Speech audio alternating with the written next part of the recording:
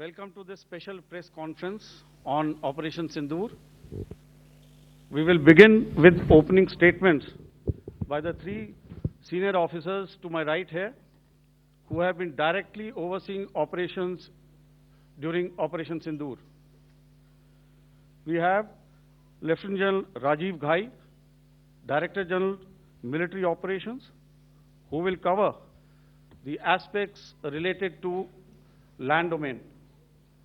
Air Marshal A.K. Bharti, to his right, Director General Air Operations, will provide insights on the air domain.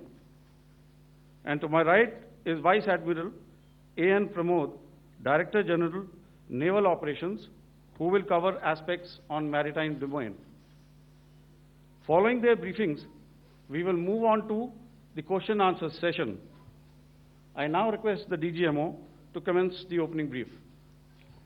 Thank you, Sandeep. A very good evening to all of you, ladies and gentlemen. You are all by now familiar with the brutality and the dastardly manner in which 26 were prematurely terminated at Pahalgam on the 22nd of April.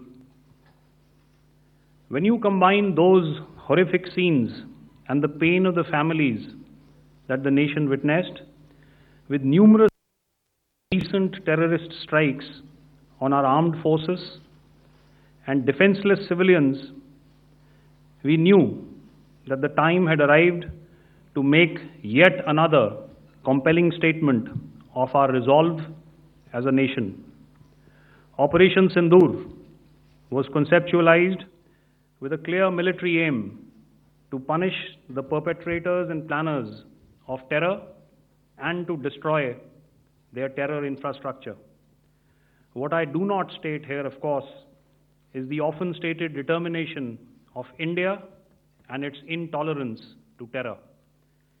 It set into motion a very diligent and microscopic scarring of the terror landscape across the borders and the identification of terror camps and training sites. The locations that emerged were numerous, but as we deliberated more, we realized that some of these terror hubs were now bereft of any presence and had preemptively been vacated, fearing retribution from us. There was also a term of reference and our own binding, self-imposed restriction to target only terrorists and thus prevent collateral damage. There were 9 camps that you are now all familiar with, which were confirmed by our various intelligence agencies to be inhabited. Some of these were in POJK, while there were others that were located in the Punjab province in Pakistan. Nefarious places such as Muridke, the hub center of the Lashkar-e-Taiba, has over the years bred infamous characters such as Ajmal Kasab and the likes of David Headley.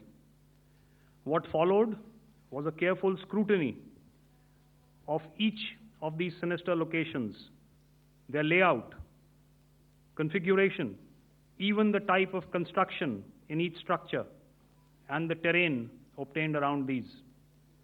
This was with an obvious intent to deduce and identify the exact vector that was required for their neutralization, as also the eyes in the sky that we would send up to ensure that we brought back evidence that we had indeed targeted what we set out to.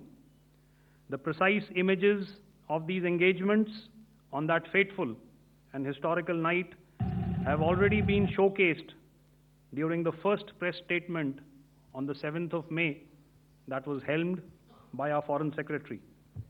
I have no doubt in my mind that we achieved total surprise, and those strikes across those 9 terror hubs left more than 100 terrorists killed, including high-value targets such as Yusuf Azhar, Abdul Malik Rauf, and Mudassir Ahmed that were involved in the hijack of IC-814 and the Pulwama blast.